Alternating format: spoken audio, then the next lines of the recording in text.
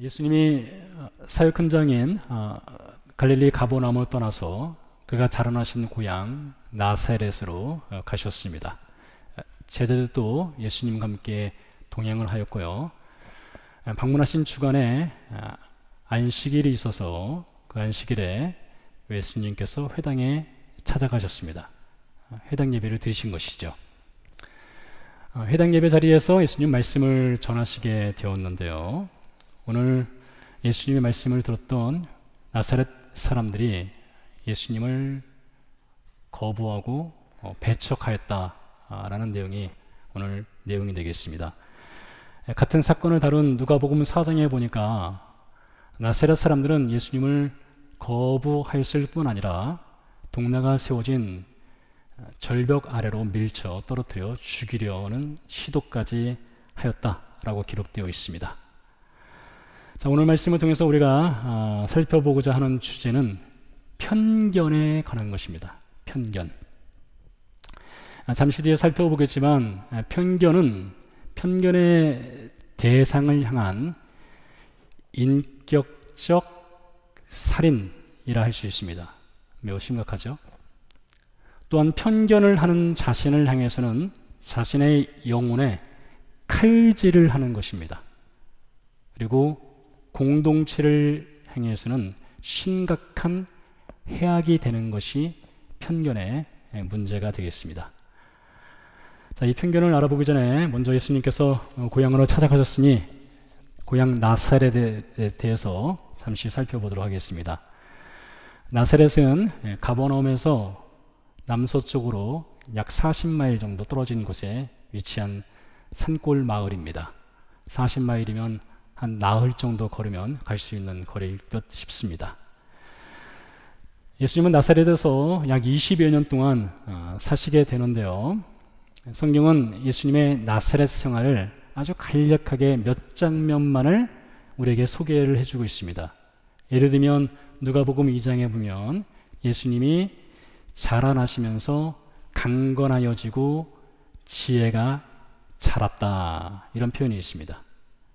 그리고 요한복음 2장에 보면 예수님께서 12살 되던 해에 부모 요셉과 마리아를 따라서 예루살렘에 올라가 유월절 절기를 지켰다. 이 정도가 예수님의 어린 시절, 청소년 시절 혹은 청년 시절에 대한 소개가 되겠습니다. 여기에 더하여서 오늘 본문 3절에 보니까 예수님을 향해서 나사렛 사람들이 목수라고 부릅니다. 예수님의 아버지 요셉은 목수였죠. 그 당시 목수는 나무와 돌을 함께 다루는 직업이었는데요. 아마 예수님께서도 아버지 요셉을 따라서 목수일을 배웠을 것입니다.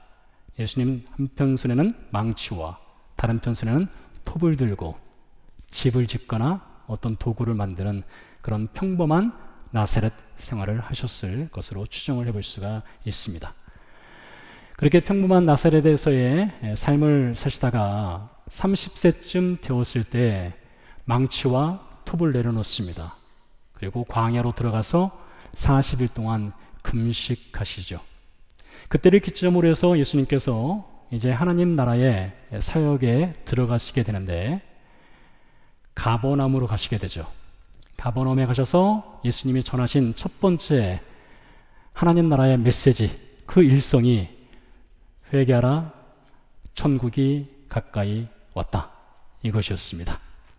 이것을 시작으로 예수님께서 회당에서 말씀을 전하셨습니다. 갈릴리 가버나움 사람들은 예수님의 말씀을 듣고 깜짝 놀랐다 했습니다. 그들이 알고 있는 서기관들, 랍비들과는 차원이 다른 권위 있는 말씀을 전한다 하였죠. 예수님의 말씀은 말씀으로만 끝난 것이 아니라 치유 사건으로 이어졌습니다.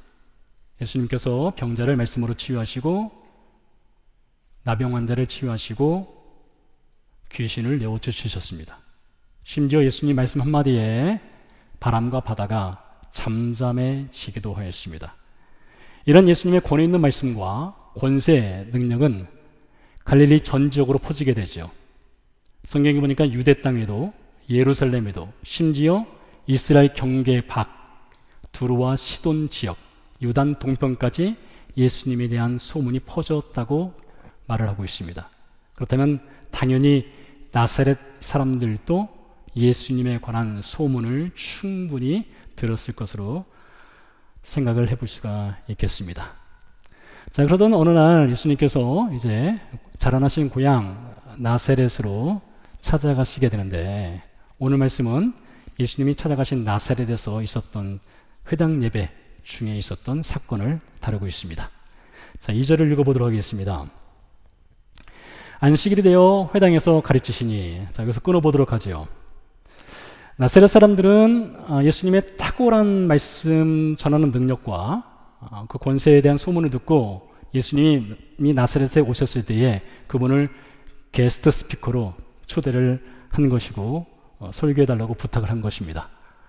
만약 저와 같은 목회자, 설교자가 어느 교회에 초대를 받아서 말씀을 전하러 가게 된다면 아마 성경을 가지고 어느 본문을 가지고 설교할 것인가를 고민을 할 것입니다. 기도도 하겠죠. 그리고 66권 중에서 제일 자신 있는 성경 본문 하나를 선택해서 말씀을 전할 것입니다. 그런데 여러분 잘 들어보세요. 예수님께서 이날 안식일 회당 예배에 가서 말씀을 전하실 때 예수님은 말씀을 선택할 자유, 권한이 없었습니다. 이유는 이렇습니다. 전통적으로 유대인들은 1년 주기로 혹은 3년 주기로 성경을 읽는 스케줄이 있었습니다.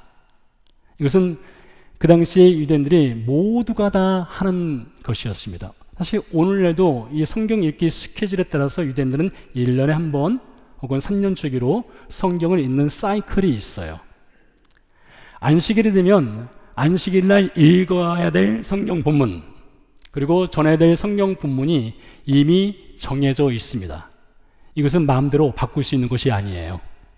때문에 예수님께서 안식일에 회당에서 말씀을 전하실 때 굳이 고민할 필요가 없습니다. 어떤 본문을 선택할 필요도 없어요. 왜요? 이미 정해져 있기 때문이죠. 자, 그렇다면 예수님께서 그날 안식일에 읽고 말씀을 전하신 성경 본문 어디일까요? 누가복음 4장에서 이것을 가르쳐 주는데요. 4장 16절을 먼저 읽도록 하겠습니다. 예수께서 그 자라나신 곳 나사렛에 이르사 안식일에 늘 하시던 대로 회당에 들어가사 성경을 읽으려고 서심해. 자, 상상이 되시죠?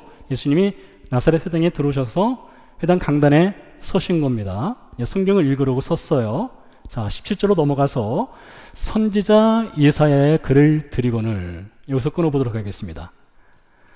자, 예수님께서 강단에 서셨을 때 회당장이 예수님께 말씀을 가져왔습니다. 예수님께서 창세기 가져오세요, 이것이 아니라 회당장이 알아서 가져왔어요. 그 성경 본문이 이사야서입니다. 왜요?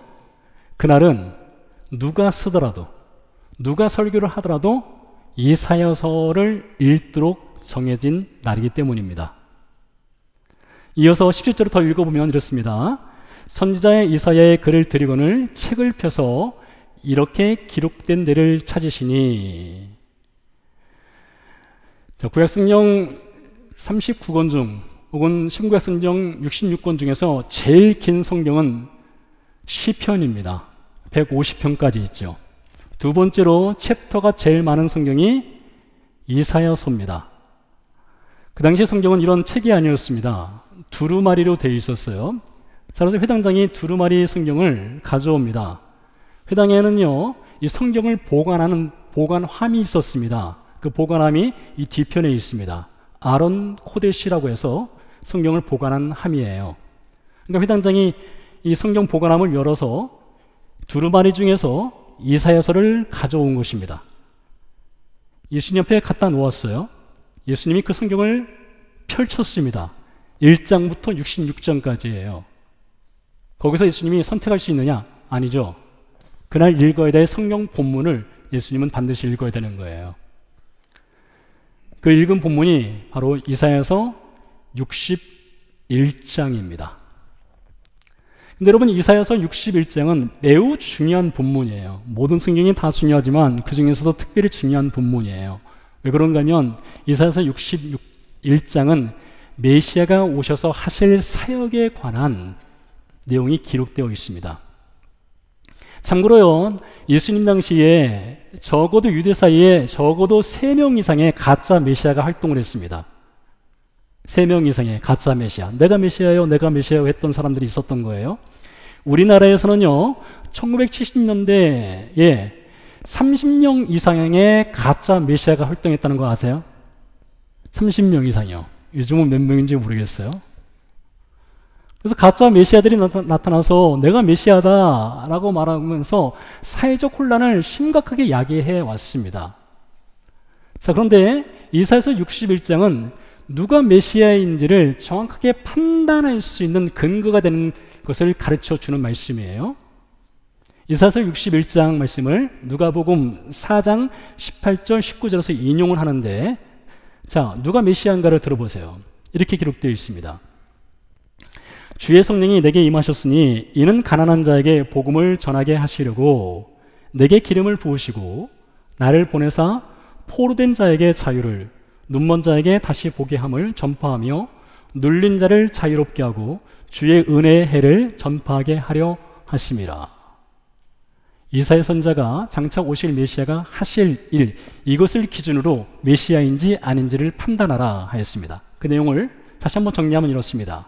메시아에게는, 즉 구원자에게는 주의 성령의 기름 부으심이 있습니다. 기름 부으심이 있다는 것은 성령의 능력 혹은 성령의 인도하심을 받는다, 이렇게 이해를 하시면 될 것 같습니다. 메시아는 어떤 일을 행하시느냐, 즉 구원자는 가난한 자에게 복음을 전합니다. 포로된 자에게 자유를 선포합니다. 눈먼 자를 다시 보게 합니다. 사탄에게 눌려있는 자, 즉 귀신에게 얽매여 있는 자에게 자유함을 줍니다. 주의 은혜를 전파합니다. 이것이 메시아됨의 분명한 증거라는 거예요. 자, 사복음서를 보십시오. 사복음서에 보면 예수님이 행하신 모든 일들이 이사야서 61장에서 예언한 메시아의 사역과 100% 맞아떨어집니다. 갈릴리에 가보는 사람들은 이것을 알고 있었던 것이죠. 물론 그들이 예수님의 사역을 보고 아, 이분이 100% 메시아구나 라고 정확하게 그 당시에는 알지를 못했습니다. 어렴풋하게 아, 이분이 정말 메시아가 아닌가, 이 정도였을 수도 있고 메시아일 거야 라는 확신으로 가고 있는 중이었습니다. 나사렛 사람도 마찬가지예요. 예수님에 관한 소문을 이미 들었기 때문에 예수님이 오셨을 때에 그분을 게스트 스피커로 초대한 것이에요. 자, 그리고 예수님께서 오늘 이사야서 61장을 읽으셨어요. 메시아 예언에 대해서요. 그리고 나서 예수님이 이 말씀을 가지고 설교를 하십니다. 누가복음 4장 20절 21절입니다. 책을 덮어 그 맡은 자에게 주시고 앉으시니, 예수님이 회당에서 앉으셨던 거죠. 회당에 있는 자들이 다 주목하여 보더라 했습니다. 자, 여기서 끊어볼게요. 자, 이제 말씀을 읽었으니까 이 말씀을 가지고 어떻게 뜻을 풀어서 우리에게 전해줄지 궁금해서 귀를 기울인 것입니다. 만일 제가 그 자리에 섰다면, 만일 제가 그 자리에서 이사야서 61장을 읽었다면 저는 분명히 이렇게 설교를 했을 것입니다. 여러분, 우리가 기다리는 메시아가 있습니다. 메시아는 그분은 반드시 오실 것입니다. 우리의 구원자는 오셔서 포로된 자에게 자유를 주실 것입니다. 눈먼 자의 눈을 뜨게 하실 것입니다. 사탄에게 억눌린 자를 자유롭게 해주실 것입니다 라고 오실 메시아에 대해서 저는 설교를 했을 거예요. 저뿐만이 아니죠. 제 이전에 수많은 사람들이 그 설교 강단에 서서 이사야서 61장을 읽었다면 오실 메시아, 오실 구원자에 대해서 그들은 선포를 하고 설교를 했을 것입니다. 자, 그런데 예수님이 그날 이사야서 61장을 읽고 어떻게 설교했는가를 더 들어보세요. 이에 예수께서 그들에게 말씀하시되 오늘 너희 귀에, 이 글이 너희 귀에 응하였다 했습니다. 세상에서 가장 짧은 설교를 하신 거예요. 짧고 명확하고 분명하고 강렬한 설교 내용입니다. 한마디, 이 글이 오늘 너희 귀에 응하였다. 이렇게 설교하고 마치면 좋겠죠. 네. 오늘 점심 피자입니다. 네, 이 글을 좀 더 각주로 붙여서 설명한다면 이렇게 말씀하신 거예요. 내가 너희가 기다려왔던, 나사렛 사람들이 기다려왔던, 그동안 수없이 기다려왔던 메시아이다, 내가 구원자이다, 이것을 예수님이 직접 선언하신 것입니다. 놀라운 선언이죠. 자, 그런데 이 예수님 말씀을 들은 나사렛 사람들이 어떤 반응을 보이는가를 3절에서 보도록 하겠습니다. 이 사람이, 먼저 사람이라고 불렀습니다. 마리아 아들 목수가 아니냐, 야고보와 요셉과 유다와 시몬의 형제가 아니냐, 그 누이들이 우리와 함께 여기 있지 아니하냐 하고 예수를 배척한지라. 예수님이 메시아 되심의 증거들이 분명하고 그 소문을 분명히 들었음에도 불구하고 이들은 예수님을 메시아 구원자로 받아들이기를 원하지 않았습니다. 심지어 동네가 세워진 절벽 아래로 밀쳐 떨어뜨려 죽이려는 시도까지 합니다. 도대체 왜 이 갈릴리 사람들 혹은 이 나사렛 사람들은 예수님을 배척하고 죽이려는 시도까지 한 것일까요? 여러 이유들이 있을 것입니다. 그 중에서 두 가지를 말씀드리도록 하지요. 우선 이 나사렛 사람들 뿐만 아니라 그 당시 갈릴리 지역에 사는 사람들, 범위를 확대한다면 유대 사람들이 기다리던 메시아가 있었습니다. 그들이 기다리는 메시아는 이런 메시아였어요. 과거 다윗처럼 정치적이고 그리고 군사적이고 아주 파워풀한 카리스마가 있는, 고대 근동 지역을 다스릴 수 있는 그런 파워풀한 메시아가 오셨으면 좋겠다라는 기대감이 있었습니다. 그 메시아가 오신다면 노마로부터 우리를 자유롭게 하고 우리를 해방시켜주고 우리가 과거에 누렸던 그 영광을 다시 누리게 해주실 거야, 우리는 그런 메시아를 원해, 그랬던 것이죠. 그런데 예수님을 보니까 예수님은 겨우 12명의 사람들을 끌고 왔어요. 왕이라고 보기에는 너무나 초라합니다. 그런데 당신이 메시아라고, 그런 메시아를 우리는 받아들일 수 없어, 이랬던 것이에요. 두 번째 이유는 이렇습니다. 나사렛 사람들에게 예수님이란 분은 목수의 아들입니다. 그래서 너가 마리아의 아들 목수가 아니냐, 이렇게 말했던 거예요. 그들은 예수님의 나사렛 생활을 너무나 잘 알고 있습니다. 너무나 평범하고 너무나 보통의 삶을 사신 예수님의 그 기억을 갖고 있던 거예요. 예수님의 형제자매들이 같은 동네에 살고 있지 않습니까? 때문에 우리도 나사렛 사람, 당신도 나사렛 사람인데 어떻게 당신 스스로가 메시아라고 할 수가 있느냐라고 했던 것입니다. 여기에서 이 나사렛 사람들을 통해서 우리는 편견의 문제를 배울 수 있습니다. 편견. 여러분, 편견이 무엇입니까? 편견이란 정의를 이렇게 내릴 수 있습니다. 객관적 근거 없이 자신의 감정이나 생각의 우물에 빠져서 특정 개인이나 공동체에 대한 부정적인 태도, 감정, 신념을 갖는 것, 이것이 편견입니다. 예를 들면 나는 특정 지역 사람들은 믿을 수 없어 라고 말하는 것, 지독한 편견이죠. 남자는 여자보다 운전을 과격하게 해, 편견인가요? 각자의 상황에 따라 좀 다를 수 있겠죠. 여러분, 잘 들어보시기 바랍니다. 세상에서 무서운 사람들이 있는데요, 단 한 권의 책만을 읽는 사람을 가리켜서 무서운 사람이라고 합니다. 단 한 권의 책만을 읽는 사람. 어떤 사람은요, 책을 읽기는 읽는데 목차만 읽거나 서론만 읽는 사람들이 있습니다. 아주 무서운 사람들이에요. 어떤 사람들은요, 책을 읽지 않고 책에 관한 서평, 리뷰만을 읽는 사람들이 있습니다. 그리고 책 읽었다라고 스스로 착각을 하는 경우들이 있어요. 아주 위험한 사람들입니다. 왜 그런가 하면 이 사람들은 제한적인 지식, 정보에 갇혀서 그 잘못된 확신에 빠질 가능성이 커요. 고집이 셀 수가 있습니다. 무엇보다 자신이 모든 것을 안다는 착각에 빠지기가 쉽습니다. 반대로요, 책을 많이 읽는 사람들에게는 공통점이 있습니다.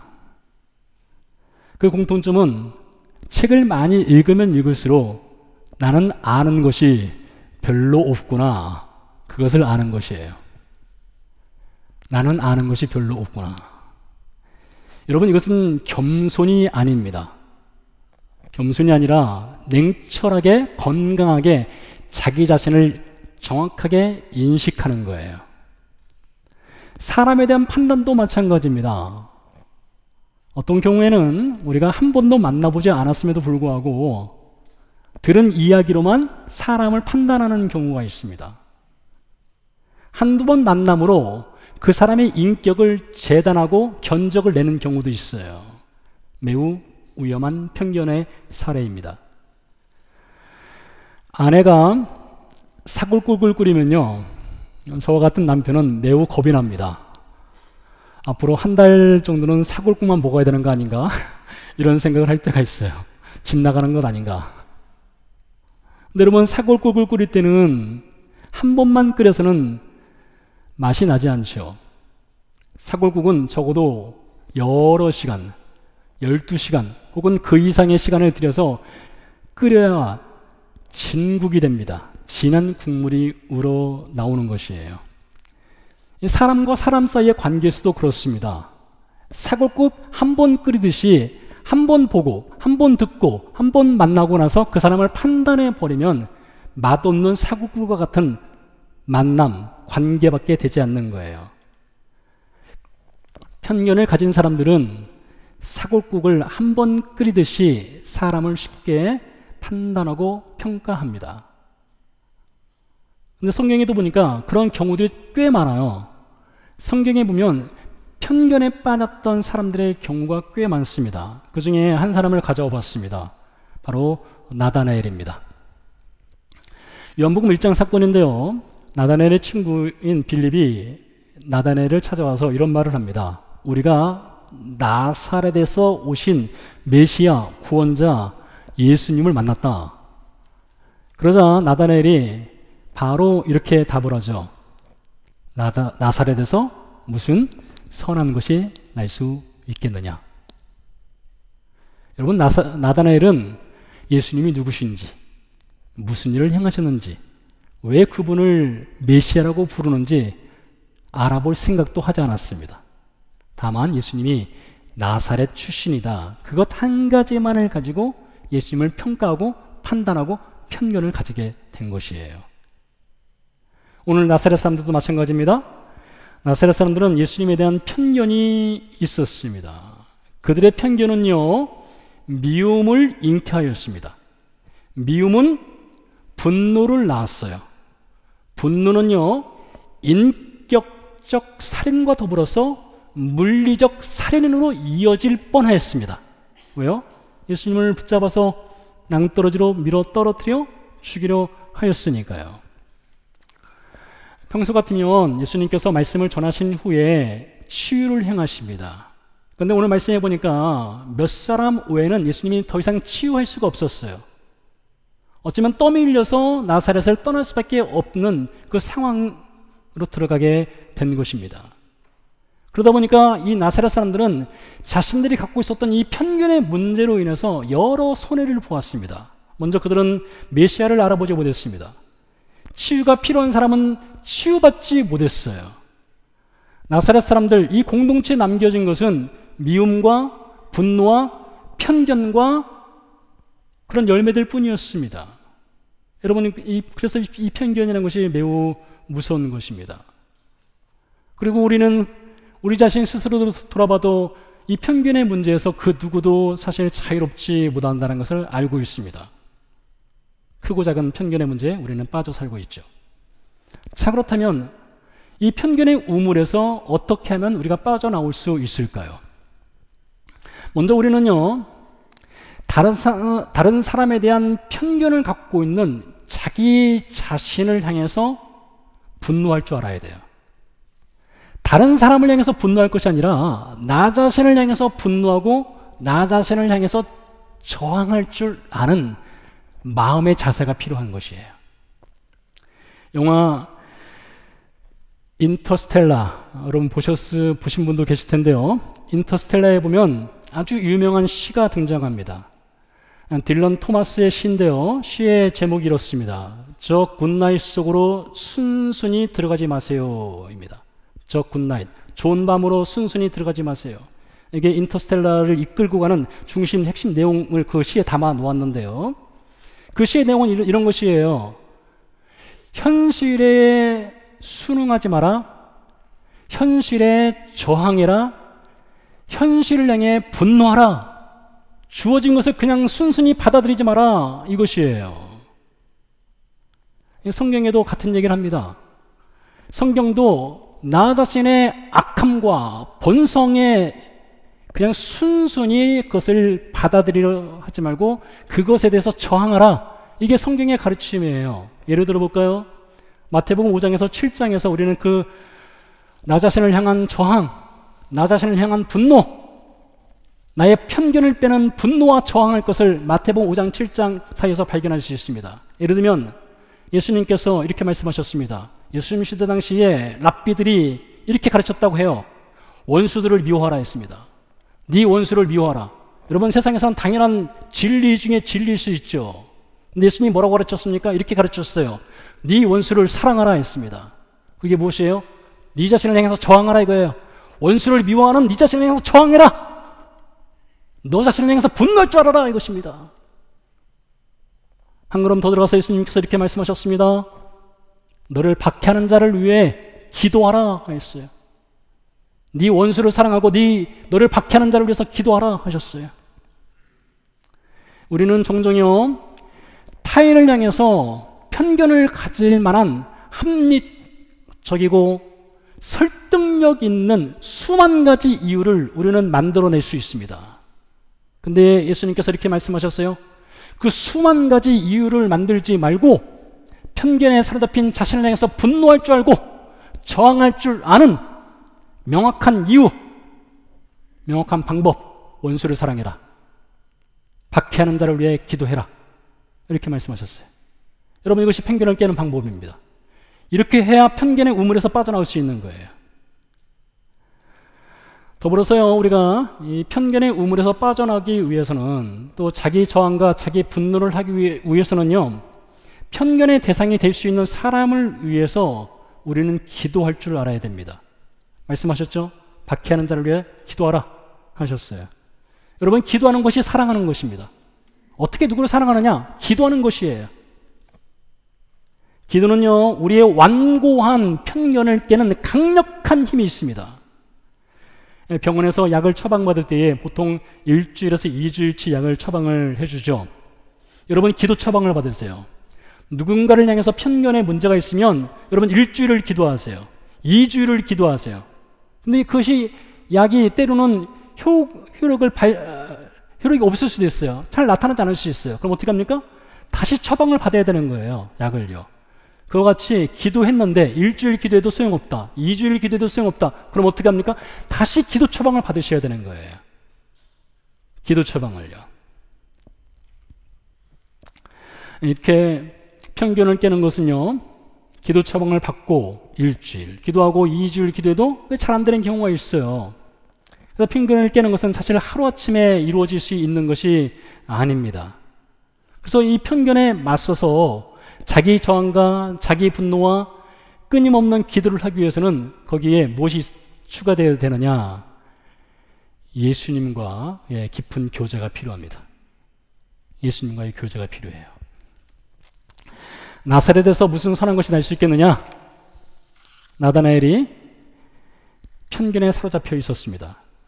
그 말씀 이후에 예수님이 나다나엘을 찾아오시죠. 그리고 나다나엘과 대화를 나누십니다. 그 대화 뒤에 나다나엘이 이렇게 고백합니다. 랍비요, 당신은 하나님의 아들이시오. 당신은 이스라엘의 왕이십니다. 방금 전까지만 하더라도 나사렛에서 무슨 선한 것이 날 수 있겠느냐 했던 사람이 예수님과 대화를 하고 예수님과 만나고 나서 그의 말이 바뀌게 되었어요. 편견이 깨어지게 되었습니다. 그뿐만이 아니죠. 나다나엘은 그 뒤에 예수님의 제자가 됩니다. 예수님과 깊은 교제의 시간으로 들어가요. 그를 붙잡고 있었던 편견을 그는 깨는 작업을 예수님과의 깊은 교제, 깊은 만남을 통해서 해결해 가는 것입니다. 요한복음 8장에 보면 예수님이 가나마다가 현장에서 붙잡힌 여인을 향해 돌을 들어 치료하는 유대인들에게 유명한 말씀 한마디를 하십니다. 여러분 아실 거예요. 너희 중에 죄 없는 자가 먼저 돌을 들어 이 여인을 치라 였습니다. 그 말을 들은 사람들이 어른으로부터 아이까지 손에 들었던 돌을 내려놓고 등을 돌려서 돌아갔다라고 요한복음 8장은 우리에게 증언을 하고 있습니다. 여러분, 편견은 손에 보이지 않는 큼지막한 돌을 들고 있는 것과 같아요. 그리고 우리는 이 편견을 가지고 알게 모르게 누군가에게 돌을 던지고 있는 것이에요. 신자로서 이것은 매우 부끄러운 것입니다.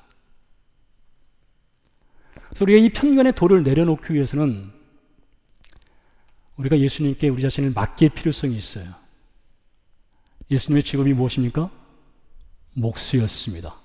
그분은 망치가, 그분은 톱이 그분의 주무기였어요. 망치와 톱을 들고 그분은 뒤틀리고 왜곡된 나무를 깎아서 멋진 작품을 만들어내신 분이셨습니다. 예수님이 목수였다고 하는 것은 결코 우연이 아닙니다. 그분은 우리를 다듬으시는 분이세요. 그분은 우리를 깎으시는 분이세요. 그래서 여러분, 우리가 간절히 부르짖어야 됩니다. 주님, 저의 편견의 돌을 깎아주십시오. 저도 어쩔 수 없는 이 편견의 돌을 주님 제발 좀 깎고 다듬어 주십시오라는 부르짖음이 우리에게 필요한 거예요. 오늘 말씀 4절 이하에 보니까요, 예수님이 선지자로서 존경을 받지 못했다 했습니다. 존경이 없었어요. 그 자리에요. 그래서 그 자리에서 아무 권능도 행하실 수 없었고 몇 사람만을 치유하고 죽음의 위기를 모면한 뒤 나사렛을 떠났어야만 했습니다. 그 뒤로는요, 사복음서에 보니까 예수님이 나사렛을 다시 방문했다는 내용의 기록이 없습니다. 자, 그렇다면 예수님이 나사렛 사람들을 포기한 것일까요?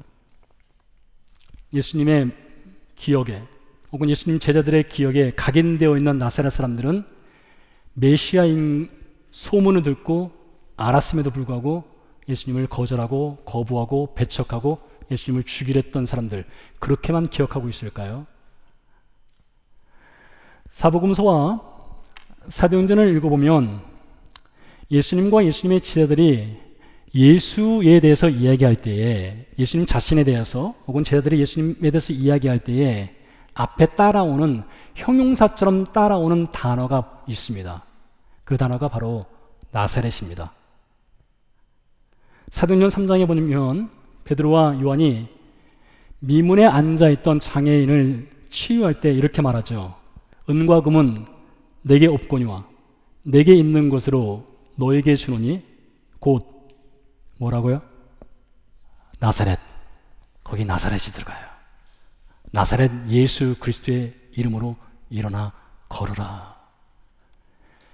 여러분, 몇 년 전에 제자들이 예수님과 함께 나사렛에 가서 보았던 그 충격적인 장면이 있어요. 자신들의 스승이 배척당하고 거부당하고 떠밀려서 낭떠러지에 떨어져 죽을 뻔한 것을 제자들은 분명히 기억하고 있어요. 제자들이 충분히 편견이 아닌 객관적으로 나사렛 사람들을 정죄할 만합니다. 근데 제자들은 그 나사렛이란 이름, 그것을 떠올리고 있어요. 그걸 붙잡고 있어요. 제자들은 나사렛 사람들을 버리지 않았습니다. 뿐만 아니에요. 사도행전 22장에 보니까 예수님께서 바울에게 이렇게 말씀하십니다. 나는 네가 박해하는 나사렛 예수니라 하셨어요. 예수님도요, 자신 스스로를 나사렛 사람이라고 불리는 것을 부끄러워하지 않으셨어요. 여전히 예수님께는 나사렛 사람들이 마음 한복판에 있는 거예요. 비록 나사렛 사람들은 나사렛 사람 예수를 배척하고 지독한 편견으로 인격적 살인과 물리적 살인을 행하려 하였으나 예수님 그들 사랑하기를 포기하지 않으셨습니다. 비록 나다나엘은 나사렛에서 무슨 선한 것이 날 수 있겠느냐? 라고 하였지만 예수님은 그를 찾아가셔서 그의 편견을 깨워주셨어요. 비록 바울은요, 예수님과 예수님 믿는 사람들을 핍박하였지만 예수님 그에게 나타나셔서 나는 네가 박해하는 예수라 라고 말씀하시며 그를 구원해 주셨습니다. 이렇게 지독한 편견의 도를 들었으나 예수님 그들을 찾아가시고 만나시고 그들을 위해서 십자가에서 죽어주셨어요. 예수님은 십자가에서 구원을 베푸시되 편견 없는 구원을 베풀어 주신 분입니다. 생각해 보세요. 예수님께서 우리 자신을 바라볼 때 그분의 객관적인 시선과 그분의 공정함과 그분의 공평함으로 우리 자신의 모습을 바라본다면 우리 자신에게서 찾을 수 있는 죄악이 얼마나 많습니까? 100가지요? 1만 가지요? 100만 가지요? 아니요. 수를 헤아릴 수 없는 죄악이 드러나게 되어 있죠. 근데 로마서 5장에서 이렇게 말하고 있지 않습니까? 우리가 하나님의 원수 되었을 때에 그분은 우리를 사랑하셨다. 예수님도 자기 저항이 있었던 거예요. 예수님도 자기 분노가 있었던 거예요. 그리고 예수님 결정하신 거예요. 100만 가지 죄악이 있더라도 나는 너를 무조건 사랑하기로 결정했다. 변함이 없는 사랑을요. 그리고 그 사랑을 보여주신 것이 예수 그리스도의 십자가입니다. 그리고 그 예수 그리스도의 십자가 사건을 통해서 우리는 나사렛 사람에서 편견을 갖고 있었던 나사렛 사람에서 나사렛 예수의 사람이 된 신자들입니다. 그렇기 때문에 우리는 우리 자신의 편견을 향해서 다른 사람이 아니라 나 자신을 향해서 분노합니다. 나 자신을 향해서 저항합니다. 그렇기 때문에 우리는 기도합니다. 편견의 대상을 향해서 축복하며 기도합니다. 그렇기 때문에 우리는 합리적이고 설득력 있는 1만 가지의 편견을 할 이유를 찾는 대신에 우리는 사랑할 이유를 찾습니다. 사실 그리고 우리는 이미 왜 우리가 그들을, 공동체를 사랑해야 하는지 사실 우리는 이미 그 이유를 알고 있어요. 예수님 말씀하셨죠? 내가 너희를 사랑한 것 같이 너희도 서로 사랑하라. 함께 기도하시도록 하겠습니다.